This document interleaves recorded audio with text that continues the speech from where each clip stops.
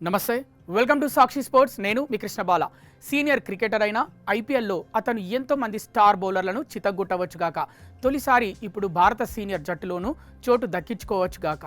కానీ Vaibhav సూర్యవంశీని England cricket board ఇంకా పసివాడుగానే గుర్తిస్తోంది.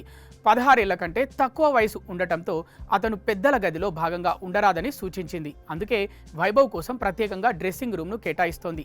దేశవాళీ క్రికెట్లో బీహార్ జట్టు సభ్యుడిగా, ఐపీఎల్లో రాజస్థాన్ రాయల్స్ ఆటగాడిగా ఇప్పటికే వైభవ్ టీం డ్రెస్సింగ్ రూమ్లోనే ఉన్నాడు.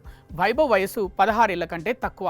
ఇలాంటి ఆటగాళ్లకు తగిన భద్రత కల్పించే విషయంలో ఇంగ్లాండ్లోని చట్టాలనే మేం అమలు చేస్తామని ఈసీబీ స్పష్టం చేసింది.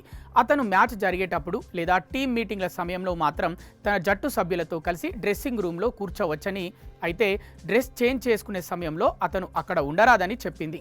లేదా ఎవరు లేని సమయంలో మార్చుకున్నా ఇతర ఆటగాళ్లు వస్తే వెంటనే గదిని వీడాలని, అందుకే వైభవ్ కోసం అదనంగా మరో డ్రెస్సింగ్ రూమ్ను ఏర్పాటు చేస్తున్నామని ఈసీబీ వెల్లడించింది. ఇంగ్లాండ్తో సిరీస్కు ముందు జరిగే ఐర్లాండ్ సిరీస్కి కూడా ఇవే నిబంధనలు వర్తిస్తాయి. నిజానికి ఇవి ఐసీసీ నిబంధనలు.